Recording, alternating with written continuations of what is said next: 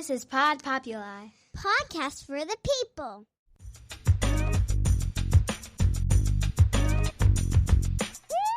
The Great Love Debate. It's the Great Love Debate. The Great Love Debate. It's the Great Love Debate. Hi again, everyone. It's Brian Howie. Welcome to The Great Love Debate, the world's #1 dating and relationship podcast. Since 2015, I am back here in the very fine studios of Pod Populi, Podcast for the People. I'm at the one in Boca Raton, Florida. Boca Raton is a Spanish word meaning Jurassic Park. If you're not familiar, it's a literal translation of that. So I got an email about 2 weeks ago, and somebody said accurately that we have been spending an inordinate amount of time on relationship stuff and divorced people and all that kind of stuff at the expense of leaving out A, the millennials, and B, the Gen Zers. So first of all on that, yeah, we probably have skewed a little bit older recently. And yes, I'm also aware that the average age of the Great Love Debate listener is somewhere like 29, 30. I get all the stats.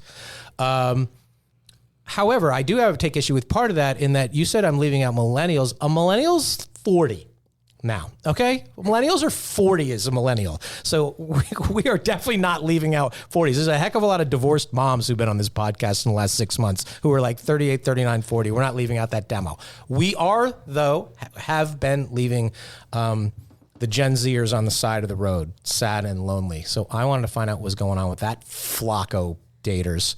So I brought 3 of them in here today. One of them is going to object to the fact that he is a Gen Zer. He is wrong. First of all, we have Ariana. Hello. I'm happy to be here. There we go. See the pep? See the enthusiasm? Let's see if the boys have any more enthusiasm. To my right, I have Ben. Hey, what's up, guys? I'm Ben. Thank you for having me on. So that's what's going on with the Gen Zers. And directly across from me, I have Travis. Hi, you said we were hungry, alone, and cold, and thank you for bringing us inside. You objected to the fact that I called you a Gen Zer? You are a Gen Zer. No, What literally... is the cusp? I am the cusp. I was born in 99 in May.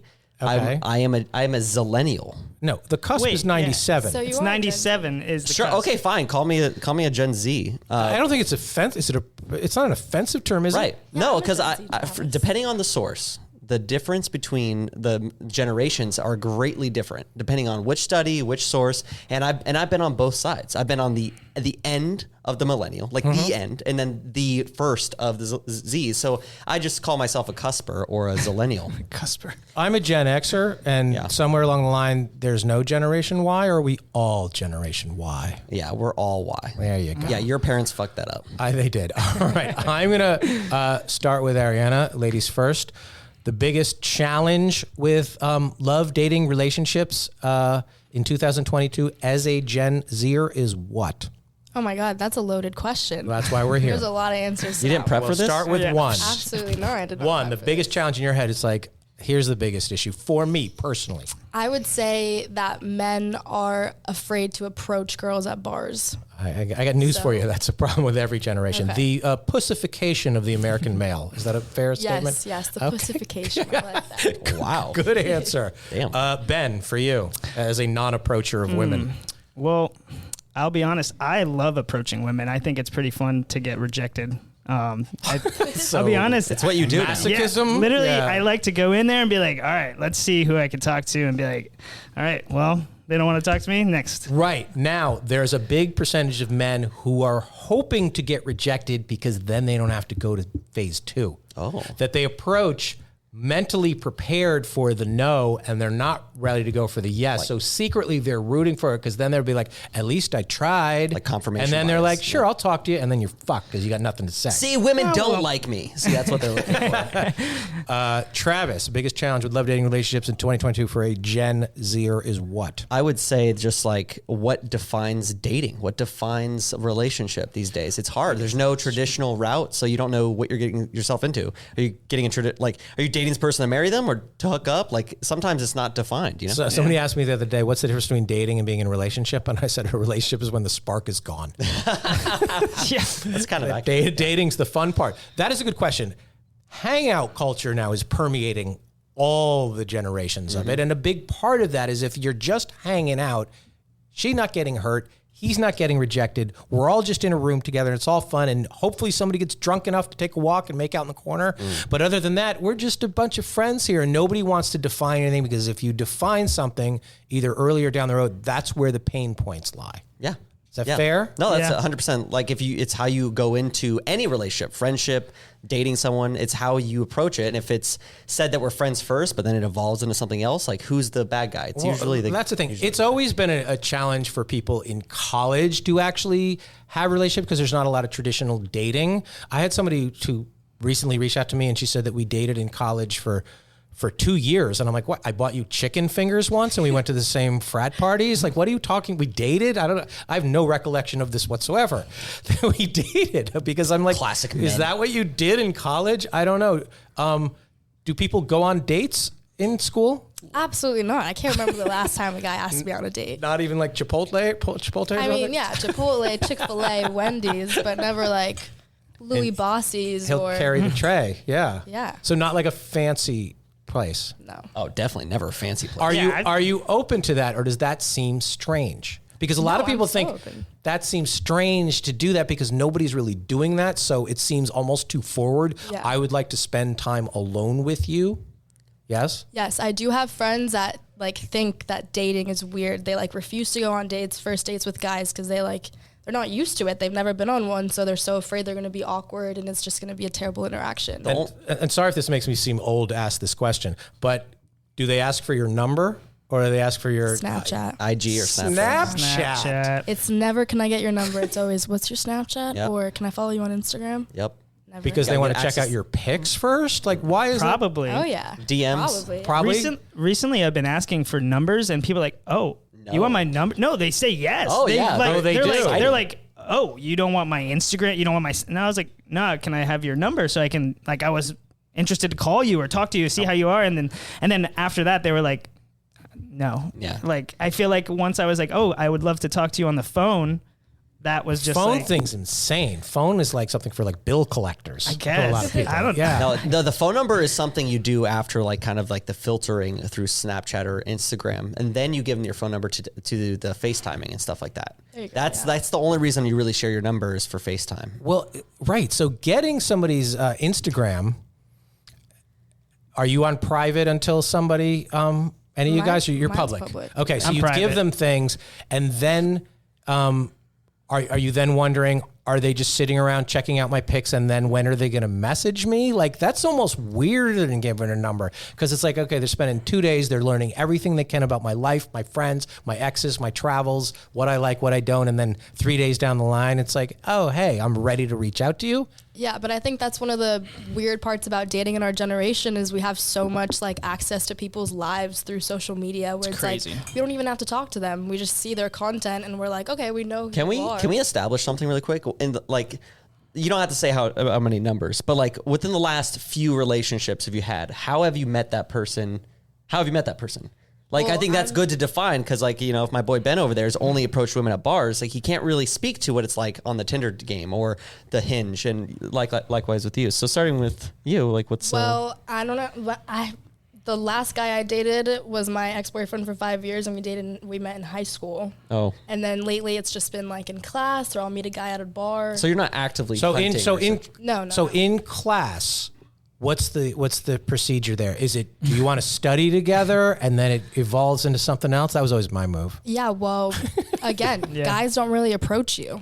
So it's kind of I don't know. Something like that has to question spark you the asked. conversation. It's not just, oh, hey, what's your name? I would love to get to know you. No, it's do you have the homework? And then maybe from there, something Do you can have build the on homework? that. Can I timeless. airdrop you your the homework really quick? I have the notes, and that's how you get the number. I saw a video of someone was like, "Hey, I'm gonna send you all the notes for the homework," and they're taking videos of themselves presenting to be a really nice gentleman. Well, the other thing though about connecting through social media earlier, before the phone number, is that first of all, they have a little bit probably look, unless you're constantly clearing out your exes, they have a little bit of detail on that. Yep. But secondly, if it doesn't work out on date one or date two, or whatever, this person is kind of in your world. They're still sort of following you, and they're still sort of and they. I guess it depends how we it get ends. that at our Great Love Debate live shows. So we go all over the place, and in a lot of these cities we go to, a few hundred people might be there who have at some point along the line swiped on each other, and somebody did not follow up or it did not work out, and they're like, "That's that guy that I talked to 3 times,"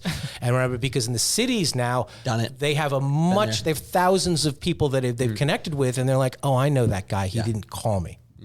Yeah, no, that's absolutely true. I mean, most of my Tinder connects or friendship stuff, it always just yields in we're just gonna follow each other forever.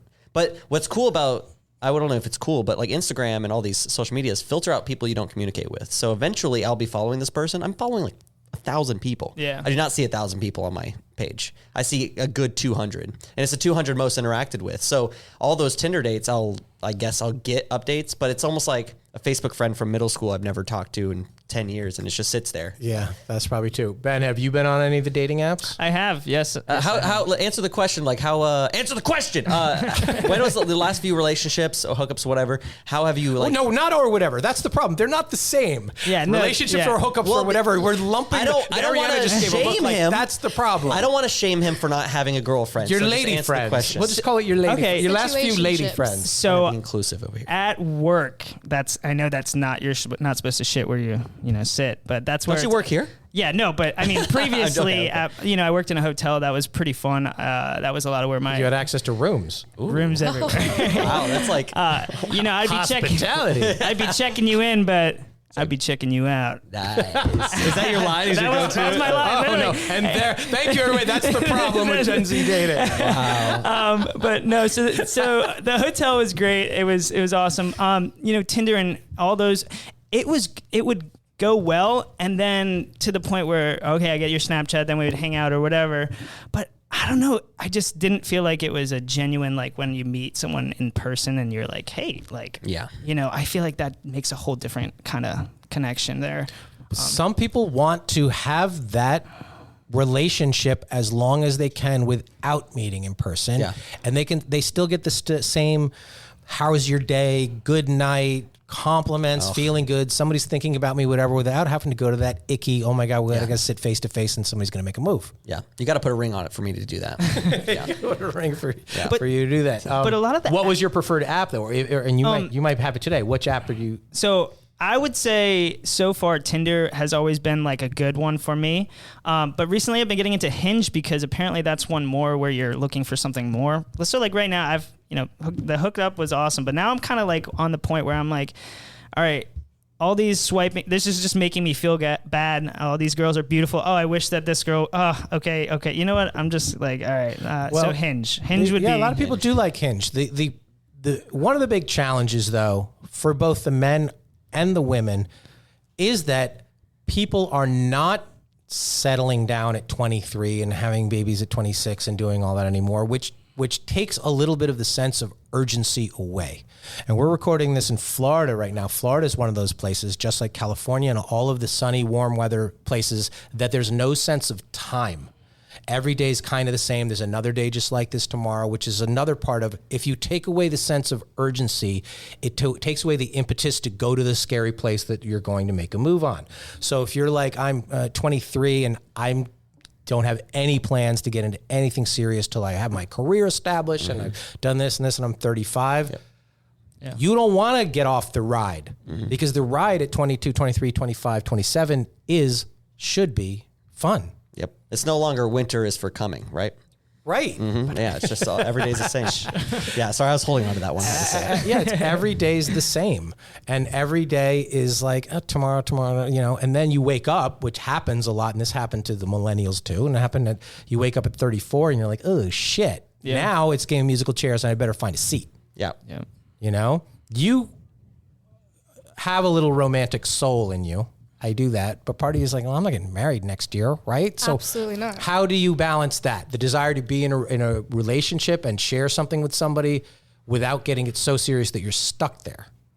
I'm still trying to figure that out. Yeah, that's why we're here at the Great Love Debate. That is the balance. You want to have fun. You want to have that person. You want to have that boyfriend. You want to carve your initials in the tree like you did when you're in high school. You know, everybody thinks they're a high school boyfriend and girl. You had one. You think it's going to be forever. And most likely you won't even think about that relationship in 15 years. It'll be 7th, 10th, 11th on the list of relationships. But everybody wants to be in that relationship because that's the exciting part of anything, no matter what age you are. Right. So you're like, I want to get into this, but not all the way into this. And that sense of hesitancy permeates everything. Yeah. Mm-hmm. Yeah, there's no sense of like urgency because I feel like the same way, like even you can create a direct parallel to like moving out. Like I feel like moving out is no longer as big of a deal as it was before because now all of my parents are just like, stay as long as you can. That has changed too. The neediness of mostly your parents are millennials. They are your age, yeah. My age. Great, thanks. Yeah, my parents and most parents my age, they're like 17, 18, go to college, get the fuck out. Oh, you think so? Go buy. Yeah, they don't want to be part of. My parents moved while I was in college and didn't tell me. Yeah. That is how little they wanted me to come home for the summer.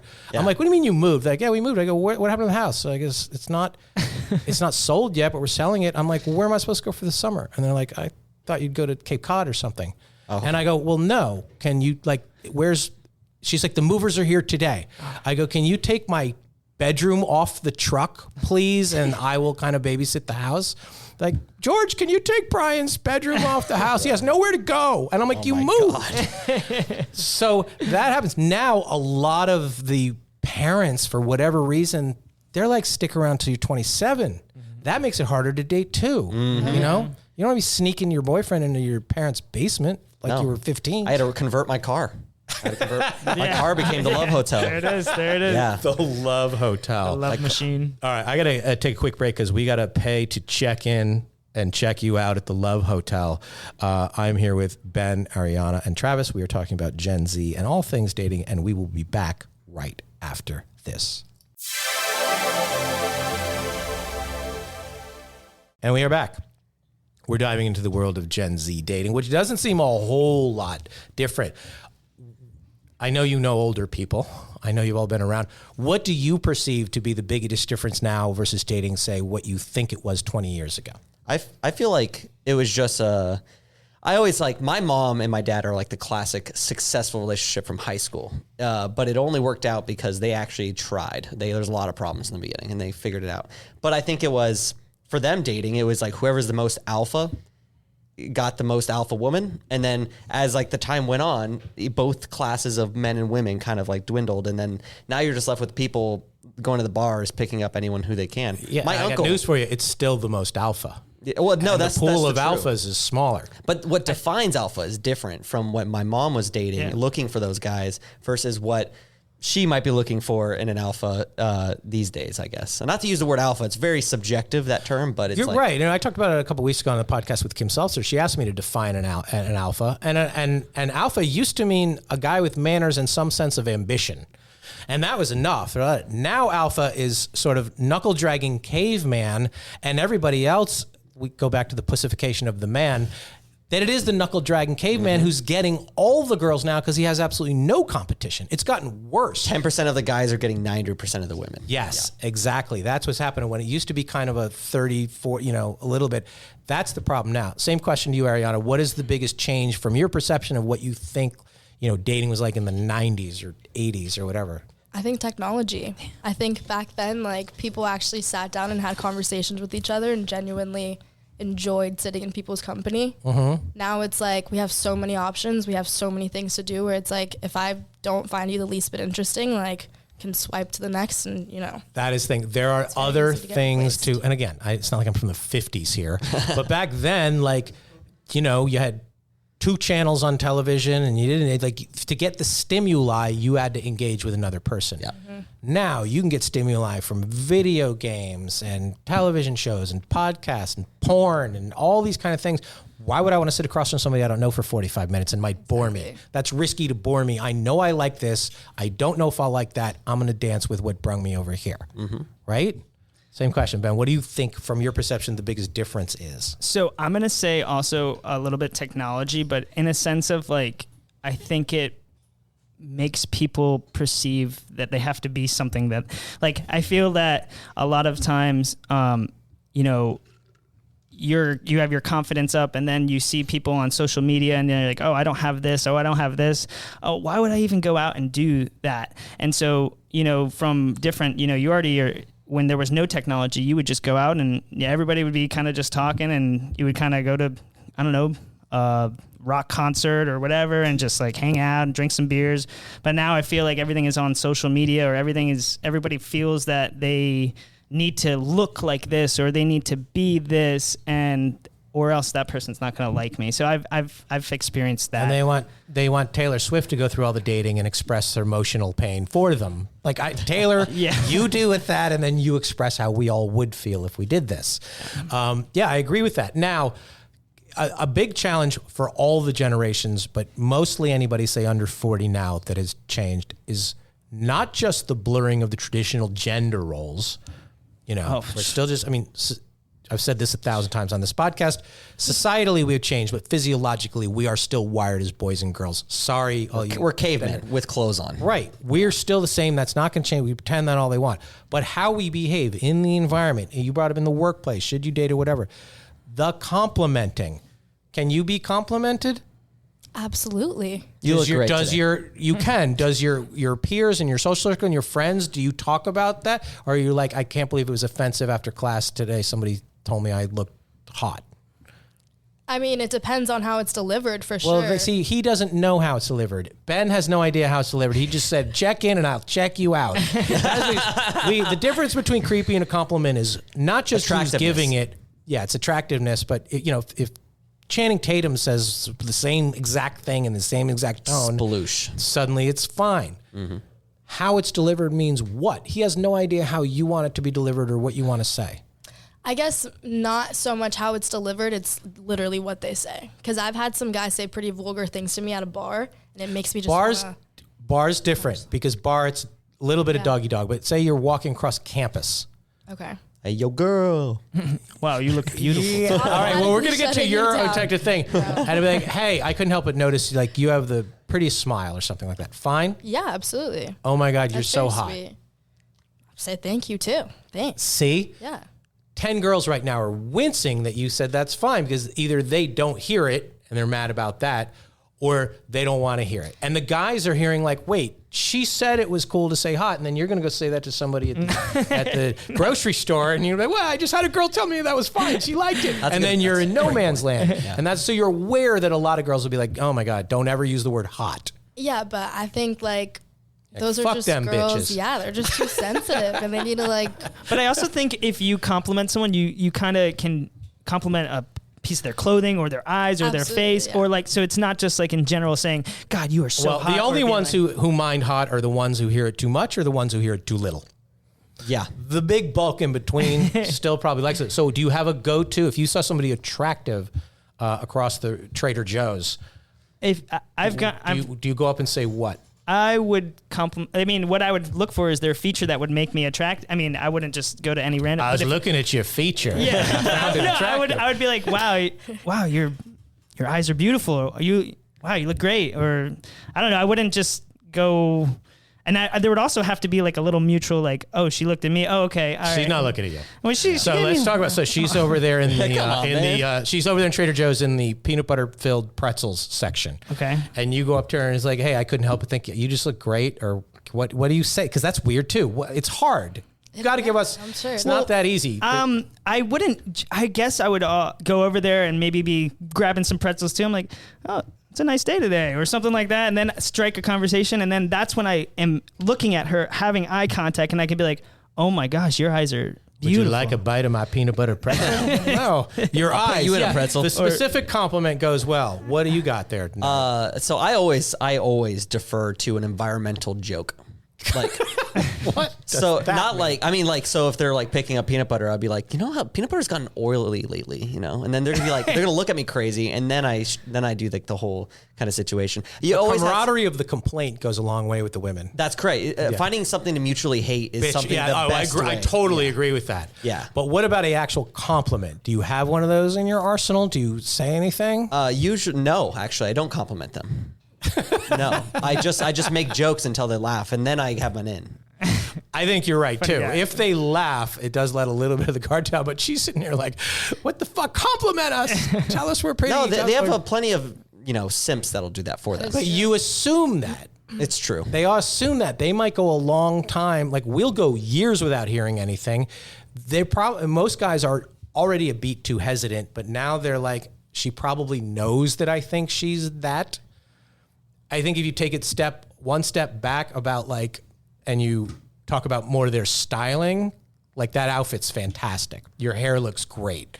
I love those shoes. Something like that.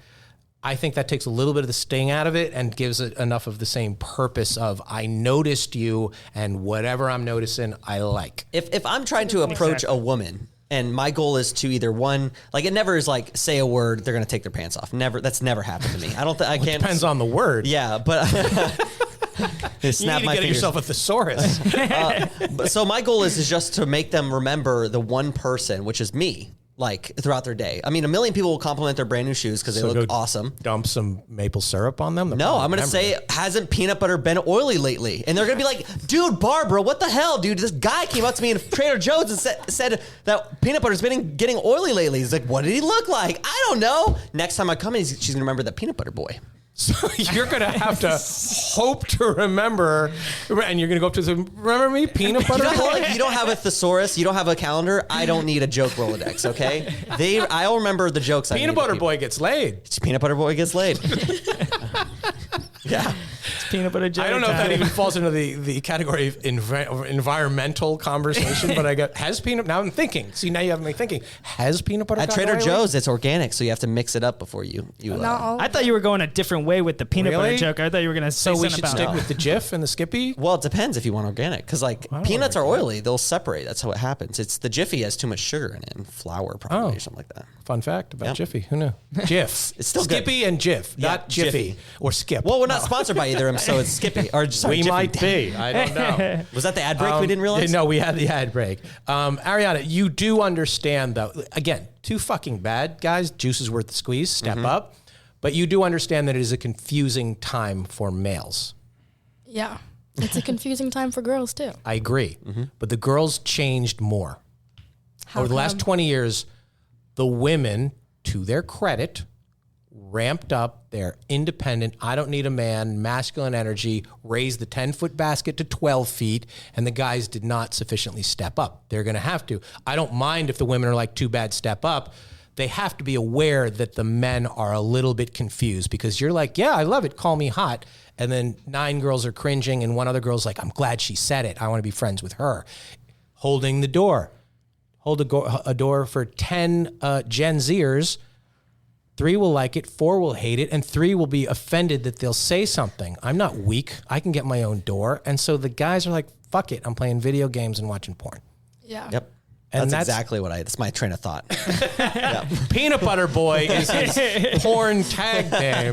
It's a whole genre of Peanut Butter Boy. So too bad. How do you let the guys know without being so overt and just lying down in the road and saying, I want to be asked out. It's okay for you to tell me that you find me attractive. I want to hear how you feel. Like, step up. I'm here. I want you. Like, how do you let them know that? I don't know. That's another great question. Still The trying Great to Love figure Debate with out. Brian Howard. I'll We're trying can there. I answer like, that? Just at, like the worst that can happen, there's a whole generation, your generation of guys. And this was something that never came up before. This comes up at a lot of our at our shows in places like Seattle and Silicon Valley, where it's a little more passive. I'll say nerd culture. No offense, nerds. Where they're you looked like, at me, I it's looked at not it's not about her being rejected. It's that everybody will see me get rejected. And I'm like, nobody is looking at you. Nobody cares. That is such a self-centered narcissist perspective that you think you're the star of this show that everybody's paying attention to. You go up to her and you say hi and you ask her for her Snapchat, whatever the hell you're doing. Fuck that up.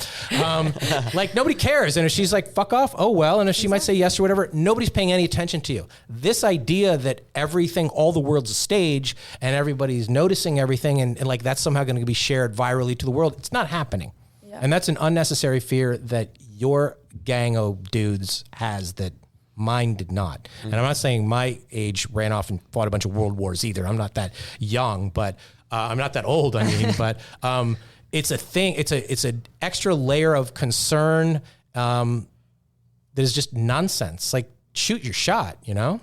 Yeah, I think more speaking to my parents' generation, my mom has told me specifically, my dad backed it up, that my dad would be absolutely 100% canceled. He would be probably labeled as like, I'm going to use like the R word, like just because he was an asshole, he was the alpha, he took what he wanted. And my mom really liked that, but like God knows what my dad has done to other guys, like beat him up. Like my dad would be canceled in 2022 if he was my age, but like peanut butter man. Exactly. So I think that although they didn't worry about getting caught much, I don't think much has changed between us and them. It's just that we're just worried about it. We're fearing the future. Guys now, I do hear this. They think it's so hard now. Go back to like the 1930s or 40s and 50s.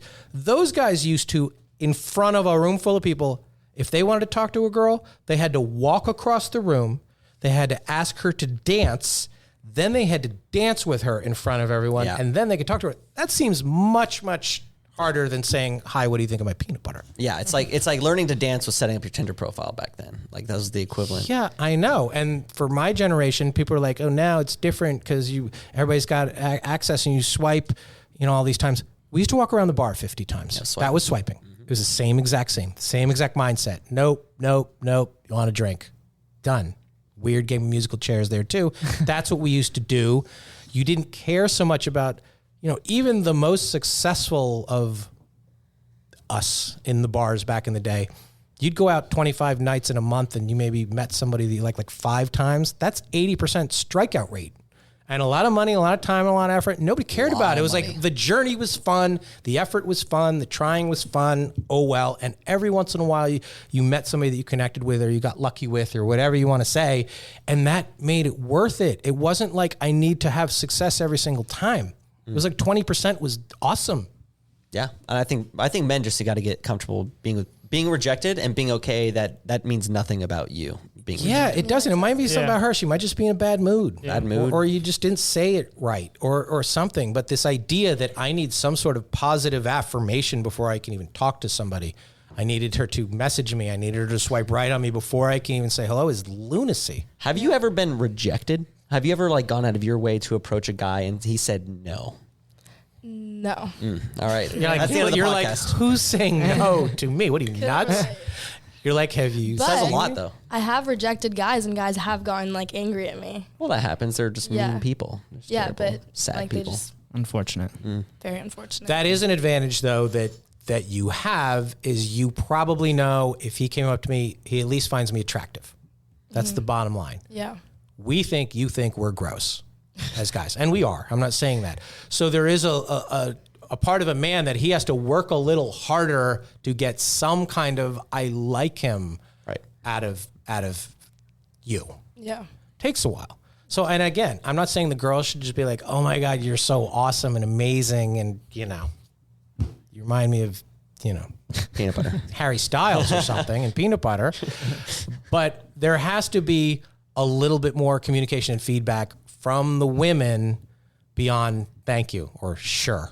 Want to go out? Sure. Yeah, but then if you communicate too much, it freaks the guys out. They're like, this girl wants too much. I know. Fast, that's why. Have you ever said hey, what are we doing here after 3 trips to Chick-fil-A? Yes, and every time it's ended bad. But when I don't bring the question up, everything goes great. That's interesting because it's like, she's trying to put a label on this. Yeah. It's it just goes back to hookup culture. Guys don't want the labels, but us girls do. A lot of times the girls want the labels because you need to be able to explain it to your friends what you guys are doing. Because the girls are like, what are you guys doing? The guys don't have that conversation. Yeah, that's true. Yeah. But also, if you're hooking up with a guy for more than 5 months, you're expecting something to come out of it. Yeah, you know I what would. I mean, I would agree. the guy's just like chilling. It's fun. Like there's no strings attached. You know, we can hook 5 up months whenever. sounds like straight. Well, that's on you after say 5 weeks. Absolutely, yeah, absolutely. It was To- on me. to- but I was afraid to ask the question. Right. That Because was the thing. right. Because if you ask the question, then it puts thought and Exactly. feelings into it where it Exactly. says, we're just having a good time. You know, Yeah. I'll actually throw it back onto the men. It's like that problem is specifically with men. I mean, you have to, especially after, I mean, the third date is probably a good time to do it. It's like, had to define what this is because you really don't know whether you're talking to someone as a casual hookup thing at a bar or you see them on campus. You just don't know what they want. And you have to know within the first, second, or third date what they want and whether or not you're going to give it to them. And then if one, you guys ignore that or he continues and pursues, then he's being a manipulative person. Right. To try to get what he wants if that's not the same. Right, he's trying to get as much as he can with the bare minimum amount Right. of effort and feeling. And those guys ruin it for all the people who just genuinely want to mutually hook up. damn culture of peanut butter boys. Out Yep. there. That's what happens. Damn peanut butter. All right, one piece of advice that you would like to give the women, how that you think it would improve the dating landscape. Oh my God. I would say skip, pass. No, there's no pass. Is that, it's not a word? Okay, cool. That's the pussification of the American man. Pass. We don't What- pass. I'm trying to think of like an all-encompassing kind of, I think. It's just, You're just like, you could wave your Harry Potter wand. Does Harry Potter have a wand?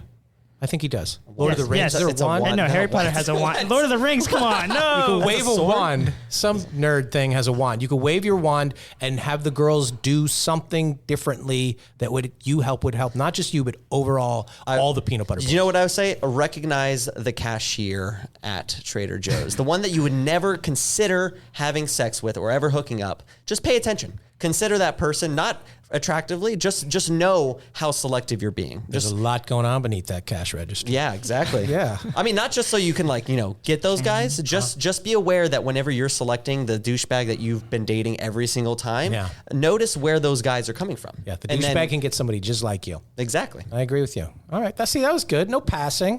I was thinking the whole time. I had no Ariana, idea. something if you could wave your wand at, tell the guys, like, just do this or just change this about the males. I would say be confident and mean what you say. How do you teach a generation Don't- of men who aren't that confident to be confident? That's easier said than done. Is there Well, I feel like men are usually like, they're naturally pretty confident. you'd be surprised. But Yeah, you know what yeah. guys she dates. Very true. Yeah, I know. But well, compared to girls, I mean, Yo, I well, feel sure. like us girls, Because- we pinpoint like, because a lot girls create all these neuroses and insecurities Yeah. in each other. By the time the guys come to play at like 17, you guys are already fucked up. You're going to wear that. You're going to eat that. He's going to call you. Yeah. That's girl on girl crime. literally. Yeah. Ben? All right, so I had some time to think. So I have this 3-step rule with kind of a lot of things I do, like eating. It's like to try new things. So I would say give the date at least 3 times. You have the first time, you're already getting over the fact that you didn't want to go on a date. So you give that, all right? The second date is like, okay, I'm here now. Let me actually be here in that moment. And then the third date is like, okay, you know what? This was great. I had good conversation. I like it. Let's keep going. Or, you know what? I gave this guy a shot. Boom. That's it. I think I agree with you on that.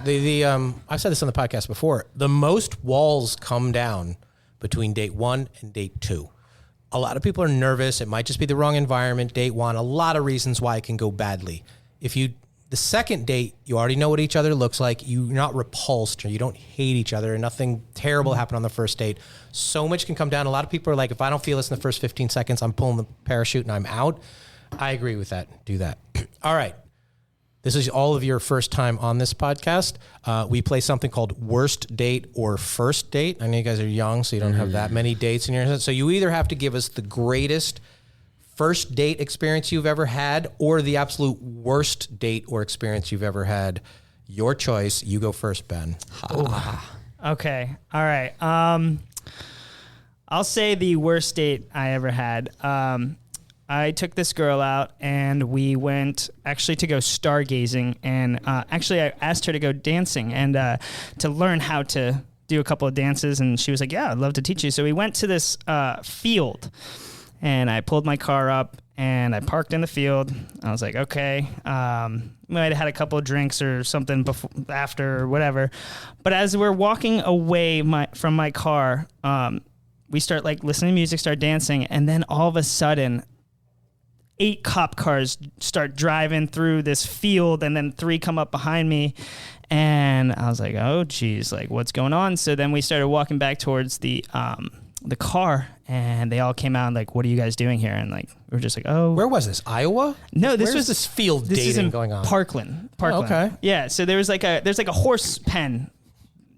That was to the right. Ranch. Hey, I saw you were kind of cute. You want to go dancing in the horse pen? Sounds like out of a novel. Hey, come on, honestly. it was fun. This is like Sounds cute. This is the Yeah. rejected plot of Footloose. Yeah, exactly. Yeah. Okay. You want to go dancing in the field?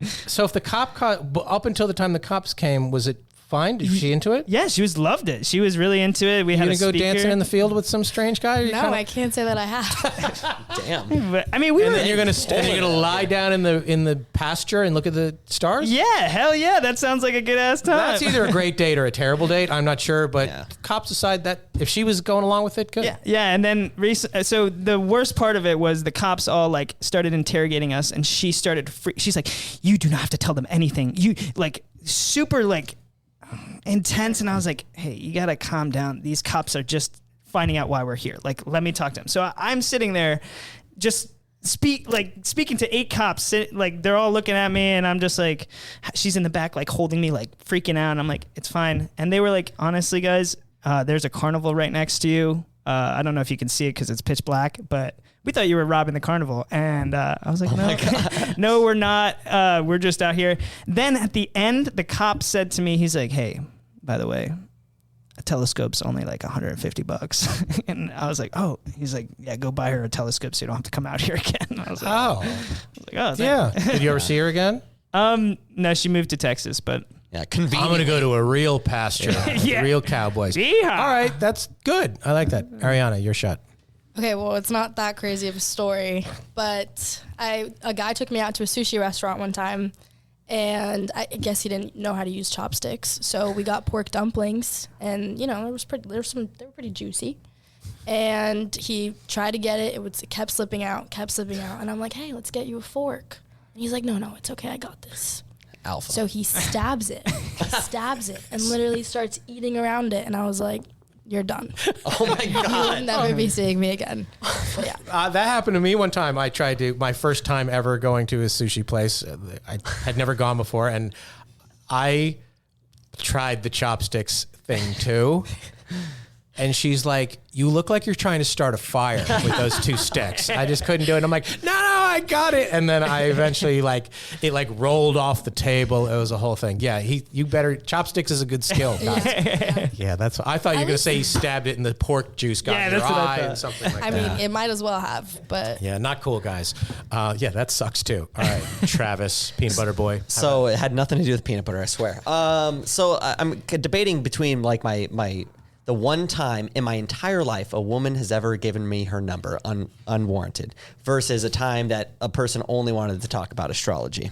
So I'm going to talk about the phone number one, just to instill the fact that we remember every compliment that has ever been told to us as men. Yes. Because we don't get them. Right. And when they are given to us, it's like instantly that person becomes attractive, or instantly we just like go home and we just like replay that moment in our heads over Yes. and over and over again. So I was with my little improv group from university at UNLV, and we're all hanging out, me being my, alpha funny self, peanut butter boy over here. This waitress who was completely like, I try to respect ladies in their place of work where they don't have a choice to go away if I hit on them or something like that. So I just don't pay attention to them. I treat them as like men. After I was leaving, I get this note from my friend who this person was like, running after me and couldn't catch up to me. And it's all because I made a dumb joke about the styrofoam pumpkin on the IHOP counter right there. So I go back in and I tell my friends to leave, and we start hanging out. And I just remember her as a IHOP girl, just IHOP girl, like, oh, IHOP girl. And it was just like the most fabulous night ever. It was like organic. Like we sat down after her shift, we had coffee, then we went to go to this like pumpkin patch thing. Then like it was like out of a movie where like cops were over there and we're kind of like low key smoking weed. And all of a sudden she's like, we have to kiss right now so the cops don't know we're smoking weed. And then we like kiss, and it's just like, then we go back into the IHOP. It's just like it was the most like, I couldn't have asked for a better kind of like surprise that night. And I will remember that every single day of my life. It's just, That's kind of sweet. it's I like that. It is the only time that's ever happened. And now every time I'm like being my funny self, I'm like, who's watching? Suck it, Denny's. All the Yeah. action's going down at IHOP. Yeah. Rudy Tooty Fresh and Fruity. You know, exactly. you go. Best first dates ever. All right. That was good. This was fun, you guys. Yeah. Had a lot of fun. Thank you. As far as us, like, share, follow. Please review this podcast. Your reviews mean a lot in the podcasting ecosystem. Shoot us an email. Gen Zers, Millennials, Gen Xers, Baby Boomers, the greatest generation. All of you people. Shoot us an email, greatlovedebate@gmail.com. If you have any questions, comments, thoughts. Our annual holiday mailbag is coming up in the next episode, where we break down all of your awkward holiday and New Year's plans ahead as we head into 2023. Next year, 2023, marks the 10th season of the Great Love Debate World Tour. I cannot guarantee you how many shows I'm going to do because it's 10 years. It's about enough. But I will do a couple of those. Tickets will be on sale, greatlovedebate.com. Those dates will be announced in the days ahead because, as always, at the Great Love Debate, we never stop making love. See you next time.